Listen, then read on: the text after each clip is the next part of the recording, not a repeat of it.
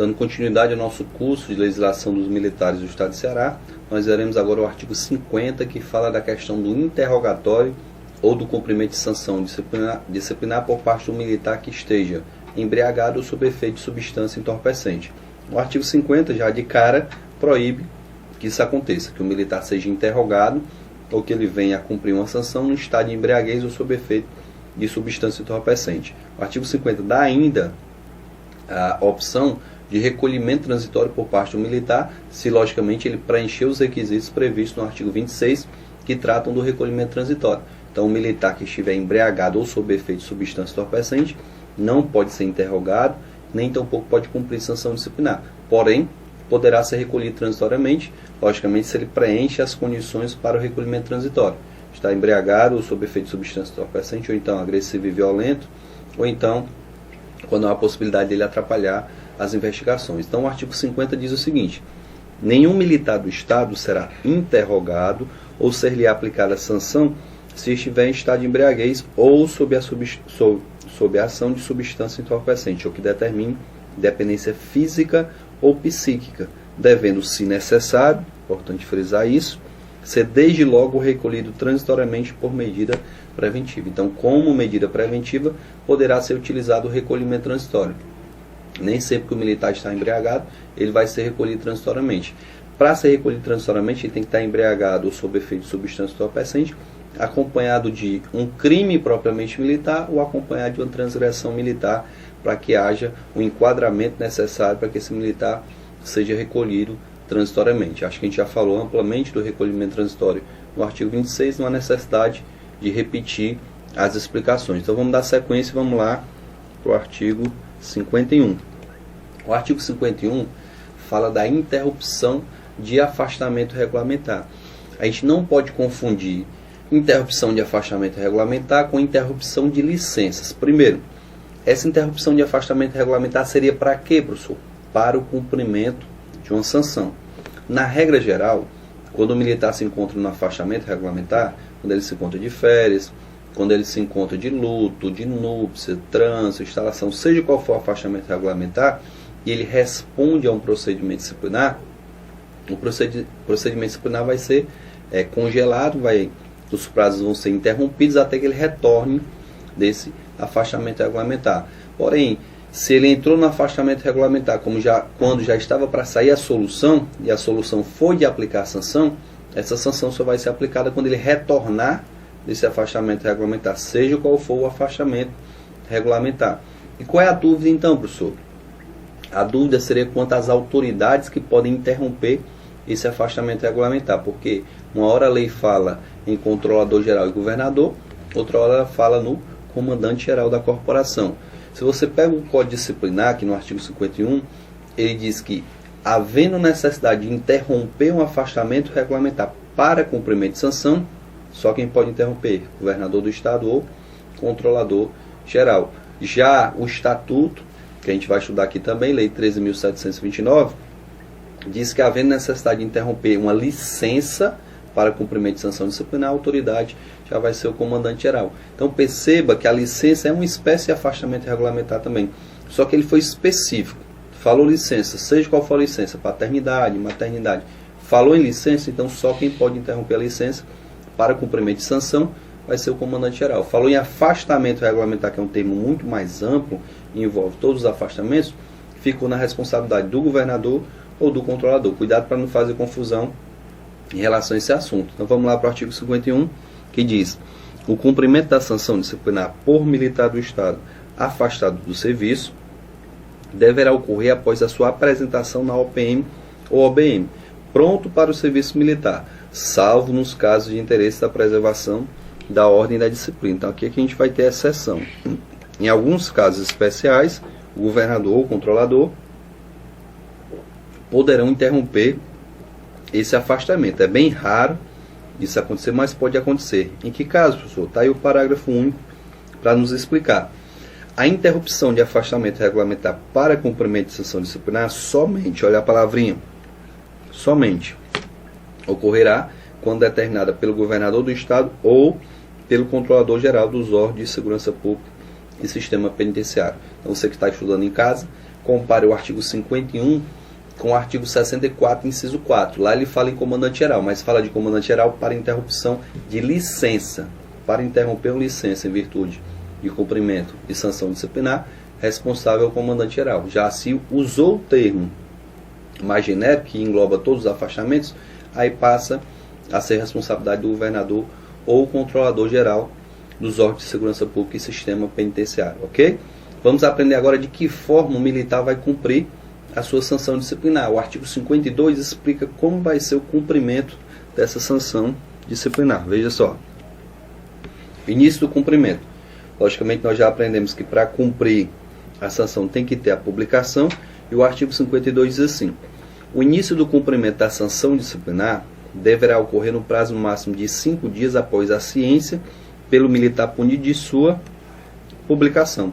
Então, publicou em boletim, o militar tomou conhecimento dessa publicação, no máximo 5 dias ele vai iniciar o cumprimento dessa sanção disciplinar. E quando se fala em cumprimento de sanção, eu só posso estar falando da custódia disciplinar ou da permanência disciplinar. Eu vou cumprir uma advertência, uma repreensão, até porque eu não tenho que ficar no quartel. Eu não vou cumprir uma demissão, porque a demissão você já sai da corporação, a expulsão e assim sucessivamente. Então, eu só posso estar falando em permanência disciplinar ou custódia disciplinar. Vamos para um exemplo que a gente tem aqui no nosso esquema, que diz que o militar foi punido, solução do processo, com 7 dias de permanência disciplinar. Tivemos a solução do processo, a publicação em boletim, e em até 5 dias ele deve iniciar o cumprimento dessa sanção. Digamos que o militar entrou no quartel para cumprir a sua sanção às 10 horas do dia 1º. Então vamos ver como é que se calcula esses 7 dias. 1, 2, 3, 4, 5, 6, 7. Ou seja, às 10 horas do dia 8, esse militar deverá ser dispensado, deverá ser liberado do cumprimento da sua sanção após o cumprimento, logicamente. Tá? A cada 24 horas vai se computar um dia, seja de permanência ou de custódia disciplinar. Então, a cada 24 horas conta um dia dessa punição. Professor, o militar no 3º dia teve que se afastar porque seu filho nasceu e ele tem que entrar de licença paternidade. A licença paternidade dura 10 dias. Então, no 3º dia ele entrou de licença, passa 10 dias afastado. Quando ele voltar, não tem mais que cumprir sanção, porque faltavam só 4, negativo. Havendo necessidade de um afastamento regulamentar, seja licença paternidade, seja luto, seja uma licença para tratar de saúde do próprio militar ou de um parente, afastado o militar, interrompe-se a contagem da punição. Publica-se em boletim. Quando ele retornar desse afastamento, ele retorna também para cumprir o restante da sanção. Publica-se novamente em boletim um retorno para que ele possa cumprir o restante da sanção. Essa previsão está lá no nosso artigo 42. Desculpa, no artigo 52. Na sequência, a gente vai falar a respeito do comportamento do militar. A lei, acho que de maneira equivocada, chama de comportamento policial militar, mas isso aqui aplica-se para o policial militar e para o bombeiro militar. Ao ingressar na corporação militar, esse militar estadual do Ceará, ele vai ter uma classificação de comportamento, desde que ele seja praça. Por quê, professor? Só as praças têm classificação de comportamento. Essa classificação não se aplica aos oficiais. Então, quando a praça do bombeiro ou da polícia militar ingressa na corporação, ela vai ter uma classificação de comportamento. O militar pode estar no comportamento mau, no comportamento regular, no bom, no ótimo ou no comportamento excelente. Em algumas outras instituições militares, o nome do comportamento é um pouco diferente, mas para nós, para os militares do Ceará, mau, regular, bom, ótimo e comportamento excelente. Como são 5, e esse militar está ingressando agora, eu não sei se ele é um bom ou um mau profissional, ele vai ingressar bem no meio. Ele vai ingressar justamente no meio desses comportamentos, ou seja, no comportamento bom. Ao ser admitido na instituição, na corporação militar, a praça vai ser admitida no comportamento bom. Ela vai ingressar no comportamento bom, podendo melhorar ou piorar dependendo da circunstância. Então, o ingresso, a admissão vai ser aqui no comportamento bom. Professor, o que ele vai ter que fazer para melhorar de comportamento? Para melhorar de comportamento, basta ele não ser punido. Toda vez que ele for punido, essa punição vai para a ficha e pode atrapalhar a sua ascensão em relação ao comportamento. Esse assunto é um assunto um pouquinho complexo, porque nem todo mundo sabe classificar comportamento. Os próprios militares não sabem classificar. Então não adianta você quebrar muita cabeça em relação a essa classificação. O que você precisa saber? Para a sua prova, infelizmente, o professor vai ter que dizer isso, vai ter que memorizar, vai ter que decorar na semana da prova o lapso temporal e o limite da sanção que ele pode ter dentro daquele lapso temporal. Se você conseguir memorizar, com certeza você vai fazer uma boa prova, vai ser aprovado e vai acertar as questões que tratam desse assunto. Então vamos tentar explicar, mas sem uma preocupação muito grande em entender o conteúdo, porque realmente é complicado. Você precisa lembrar na hora da prova do lapso temporal dos limites. Mas vamos lá tentar entender. Hoje eu quero saber qual é o comportamento do soldado João. O que eu faço? Pego a ficha dele e vou começar sempre de cima para baixo. Primeira coisa, vou ver se ele está no melhor comportamento de todos. Vou ver se ele está no comportamento excelente. Então eu pego da data de hoje até 10 anos para trás. Se nesse período ele não tiver nenhuma sanção disciplinar registrada na ficha dele, aí sim ele vai estar no excelente. Vixe, professor, é impossível. 10 anos sem nenhuma punição.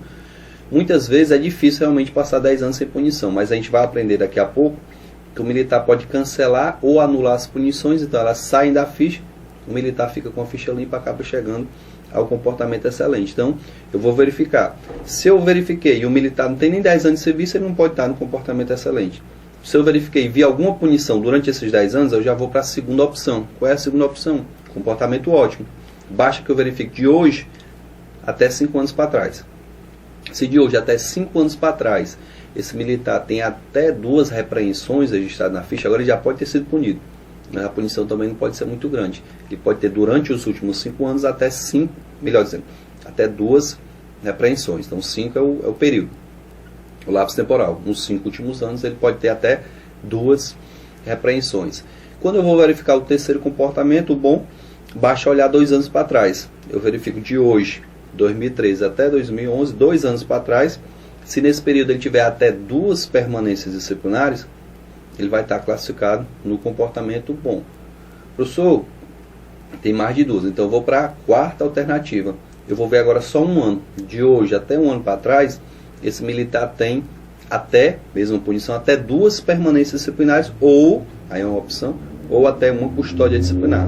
Certo? Então, se no último ano ele tiver até 2 permanências, ou até uma custódia, não pode ter mais do que isso, ele vai estar, no comportamento regular. Professor, e se ele exceder no período de um ano?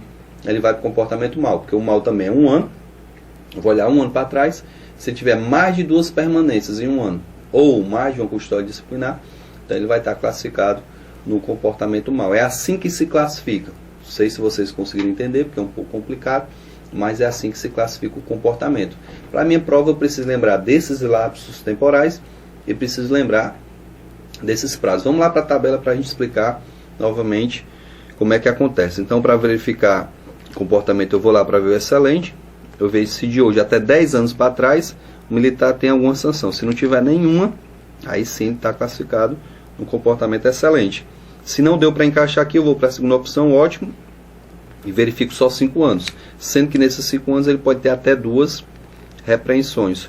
O bom, o período são só 2 anos para trás, ele pode ter até 2 permanências. O regular, somente 1 ano, até 2 permanências, ou até uma custódia. E o mal também 1 ano, mais de 2 permanências, ou mais de uma custódia disciplinar. É importante frisar também uma equiparação que foi feita em relação à repreensão e permanência. Antigamente eu dizia o seguinte: a legislação dizia que 2 advertências eram equivalentes a uma repreensão, que 2 repreensões eram equivalentes a uma permanência disciplinar, e que 2 permanências eram equivalentes a uma custódia disciplinar. Hoje eu não posso mais dizer isso, mas eu posso dizer que para efeito de classificação de comportamento, só para isso, para efeito de classificação de comportamento, eu posso dizer para vocês que 2 repreensões vão ser equivalentes a uma permanência disciplinar, só para efeito de classificação de comportamento. O restante não posso mais comparar nada, só a repreensão que eu comparo com a permanência. Então, 2 repreensões equivalentes a uma permanência disciplinar. Então, a gente volta lá para a tabela para a gente fazer uma explicação mais aprofundada. Se na hora da prova ele quiser lhe confundir, ele pode falar de um militar que nos 5 últimos anos tem uma permanência disciplinar. Como eu falei para vocês que 2 repreensões é equivalente a uma permanência disciplinar, esse militar vai estar classificado no comportamento ótimo, como eu falei para vocês.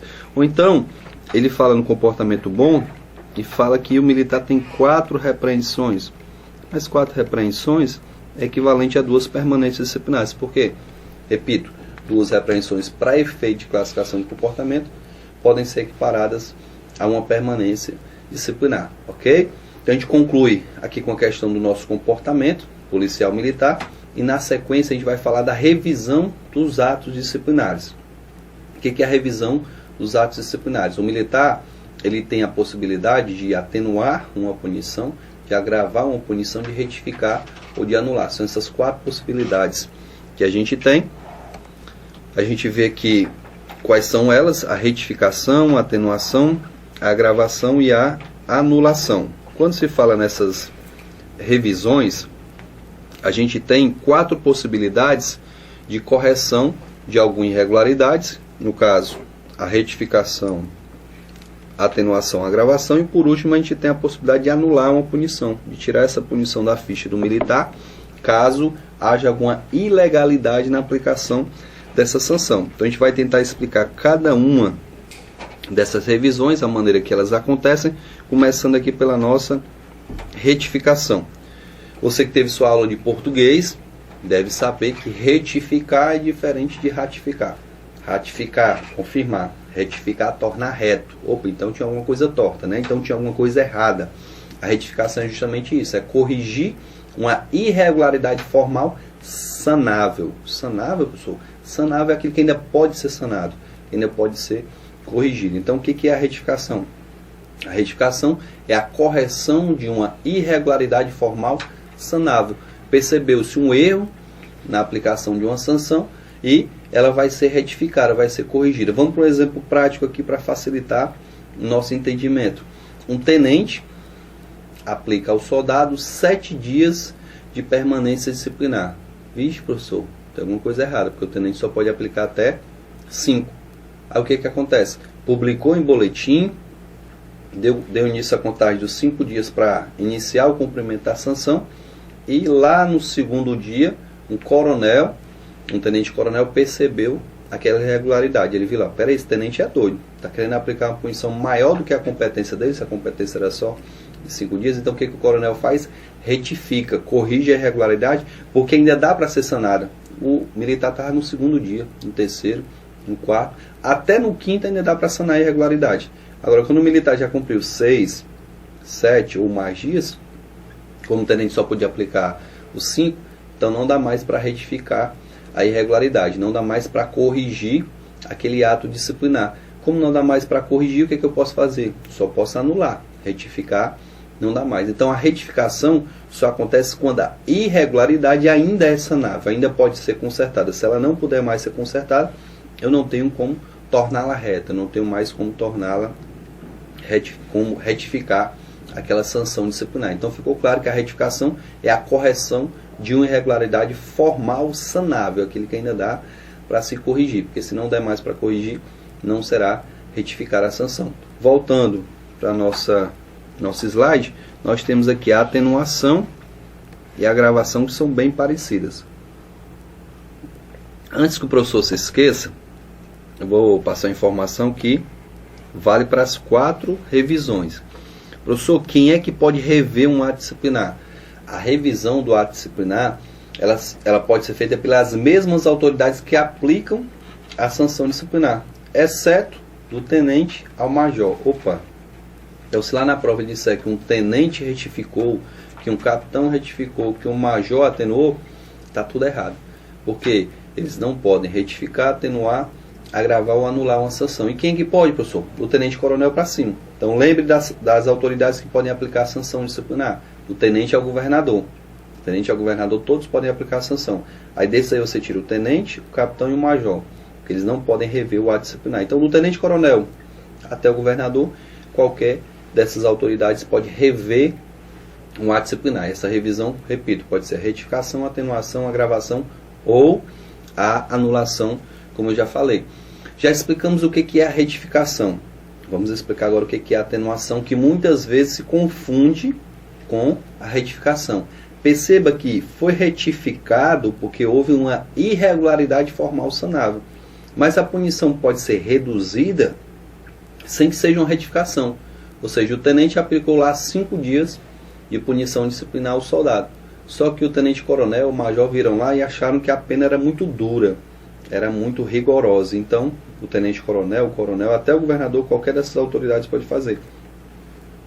Desculpa, o que eles fazem? Percebendo que a pena era muito dura, que era muito rigorosa, eles reduzem o número de dias. A permanência era de 5, então aplica só 4, só 3, 2, ou reduzem o número de dias, ou troca por uma sanção menos rigorosa. Rapaz, eu preciso da permanência não, vamos aplicar uma repreensão, desde que seja prevista lá no artigo 42, que respeite os limites do artigo 42. Então a atenuação é isso, é a redução do número de dias da pena proposta, ou a troca por uma sanção menos rigorosa. Esse é o conceito de atenuação. A agravação é justamente o contrário. O que é a agravação? A agravação é o aumento do número de dias, né, o acréscimo do número de dias, ou a troca de uma punição menos rigorosa por uma mais rigorosa. O militar foi punido com uma permanência de 5 dias, o coronel aumentou para 10. O militar foi punido com a permanência de 10 dias, o coronel trocou por uma custódia. Então a troca por uma sanção mais rigorosa ou o acréscimo, o aumento do número de dias, vai caracterizar uma agravação. Professor, então eu estou vendo que a vida do militar é muito complicada, porque digamos que ele está respondendo a um procedimento disciplinar, e ele vai lá e recorre da decisão do superior. O superior só de raiva, só de birra, vai lá e aumenta a punição, agrava. Não, isso não pode ocorrer. A agravação só pode ocorrer se existe um motivo para esse agravamento ou agravação. Tem hora que a lei chama de agravamento, tem hora que a lei chama de agravação. Não sei se há erro de português, eu vou deixar os gramáticos, mas a nossa legislação ora chama agravação, ora chama agravamento da sanção. Então, não poderá ocorrer o agravamento ou agravação da sanção simplesmente porque o militar entrou com recurso disciplinar. Tem que existir um motivo. Para que seja agravada a punição, tem que existir um motivo plausível, senão teremos uma ilegalidade na aplicação dessa sanção. E falando em ilegalidade, a gente entra agora na anulação, que é o último ato da revisão dos atos disciplinares, mas apesar de ser o último, é o melhor de todos. Porque na retificação se corrigiu, a punição foi para a ficha do militar. Na atenuação, diminuiu o número de dias, mas a punição foi para a ficha do militar. A gravação nem se fala. Agora, quando eu falo em anulação, o que é o ato de anular? É de considerar inválida aquela punição. Ela vai ser retirada da ficha do militar e vai ter um efeito retroativo. Como assim, professor? O militar foi punido, vamos dizer que o militar foi punido lá pelo tenente, soldado, com 7 dias de permanência disciplinar. Se o soldado for esperto, ele fica bem caladinho, ele não vai pedir para retificar, nem para atenuar, não. Ele fica bem caladinho e cumpre a punição dele, porque ele vai cumprir uma punição ilegal. O tenente não poderia ter aplicado os 7 dias de permanência disciplinar. Terminou o cumprimento da sanção, no outro dia ele entra com requerimento pedindo a anulação daquela punição, porque o tenente não tinha autoridade, não tinha competência para aplicar uma pena maior do que 5 dias. Como a gente já viu, o tenente até 5 dias de permanência disciplinar. E o tenente abusou da sua autoridade e praticou um ato ilegal. Perfeito. A punição vai ser retirada da ficha do militar. Professor, mas eu tive um prejuízo, eu deixei de ser promovido. Vamos dizer que essa punição aconteceu há 3 anos atrás, há 4 anos atrás, e essa punição acabou atrapalhando a sua promoção. O mesmo hoje, se você consegue anular, ela vai ter um efeito retroativo a esses 4 anos atrás. Ou seja, há 4 anos atrás era para eu ter sido promovido de tenente a capitão. Perdi a promoção em virtude dessa punição. Então, hoje, você é promovido a capitão, ainda recebe o dinheiro atrasado todinho dos 4 anos que você deixou de receber, da diferença do salário de tenente para capitão. Você recebe a sua antiguidade de volta. Professor, eu era para ser um capitão de 2009, já era para ter 4 anos de capitão. Então hoje, mesmo tendo sido promovido hoje, você vai recuperar a sua antiguidade. Hoje você é um capitão com 4 anos de capitão, mesmo não tendo sido na prática capitão. Então você recupera a sua antiguidade. Ou seja, você recupera todo o prejuízo que teve em virtude da aplicação dessa sanção de maneira ilegal. Então, anulação é a declaração de invalidade de uma sanção que foi aplicada de maneira ilegal, e por isso é que ela tem esse efeito retroativo. Você recupera todo o prejuízo que você pode ter tido em virtude da aplicação dessa sanção. Recupera a promoção, vai recuperar tudo em virtude da aplicação dessa sanção de maneira inadequada, de maneira irregular. Então a anulação tem esse efeito retroativo, só que tem mais uma característica. Ela tem um prazo para você solicitar. No máximo em 5 anos é o prazo que você tem para solicitar. Passou mais de 5 anos, você não pode requerer a anulação dessa sanção, ok? Na sequência a gente tem aqui as recompensas. A gente vai tentar falar das recompensas. O próprio não já está dizendo, recompensa é uma coisa boa. Eu vou recompensar o militar por um bom serviço prestado. Infelizmente, a legislação alterou agora o artigo 70 no seu parágrafo 1º e 2º, e na alteração, o nosso legislador foi muito infeliz, ele cortou uma parte do texto que deixou até o texto incompreendido. Mas como a gente sabe, o conceito de recompensa é o que? É você recompensar alguém por um bom serviço que ela prestou para você. E para os militares não é diferente. Você prestou uma boa ação, você prestou um bom serviço, você pode ser elogiado, você pode passar alguns dias em casa sendo dispensado do serviço, ou você pode ter o cancelamento de algumas sanções. O elogio é algo bom para o militar, porque pode contar pontos para a sua promoção, pode até lhe ajudar a conseguir as outras recompensas, porque como é que eu vou provar que tem um bom serviço prestado? Pelo elogio que está registrado nos seus assentamentos. Então o elogio que a gente está falando aqui é um elogio formal, que é publicado em boletim e registrado no assentamento individual de cada um dos militares que estão sendo elogiados. Então vai para a ficha do militar, então ele consegue provar lá na frente que tem bons serviços prestados. Então o elogio ele é formal e vai para os assentamentos do militar, além de ser publicado. Professor, essa dispensa do serviço, o que é a dispensa do serviço? O militar prestou um bom serviço, comprovado em seus assentamentos, ele pode ter até 6 dias de dispensa do serviço por ano. Então há a limitação da quantidade de número de dias. Então o militar que prestou um bom serviço pode ter a dispensa de trabalhar por até 6 dias ao ano. No outro ano ele quiser pedir novamente, tiver novos bons serviços prestados, ele pode conseguir novamente essa dispensa de até 6 dias. Professor, quem é que concede essa dispensa? Quem é que dá essa autorização para o militar permanecer em casa por até 6 dias? Só quem pode autorizar, só quem pode dar essa recompensa é um tenente-coronel ou coronel. Então só o tenente-coronel ou coronel aos seus subordinados, logicamente. O aluno perguntou, professor, um tenente-coronel pode dispensar um coronel do serviço? Lógico que não. O tenente-coronel pode dar para os seus subordinados. O coronel pode dar do tenente-coronel para baixo, ele pode dispensar do serviço. Algumas vezes o aluno pergunta, professor, e quem que vai dispensar o coronel? A lei é falha, a lei não fala nessa situação. Mas logicamente que o comandante geral, que é o comandante maior da instituição, ele pode sim dispensar um outro coronel. Então, a dispensa do serviço ela tem limitação até 6 dias ao ano, e só quem pode dar é um tenente-coronel ou coronel. Como eu já falei, não confunda as situações práticas com a teoria. A teoria é um pouco diferente da prática. Você conhece um militar que foi dispensado por um major, por um capitão, isso às vezes até acontece na prática, isso está em desacordo com o que está previsto na legislação, mas acaba acontecendo como forma de motivação para o trabalho. Então a gente vai encerrar o vídeo aqui, faltando falar do cancelamento, porque quando a gente vai explicar o cancelamento, a gente tem que comparar o cancelamento de sanções com a anulação, que é um assunto que muitas vezes é confundido e acaba gerando problema, acaba gerando muitos erros nas questões de concurso. Então a gente para por aqui. No próximo vídeo a gente vai falar a respeito de cancelamento e vai compará-lo com a anulação de sanções.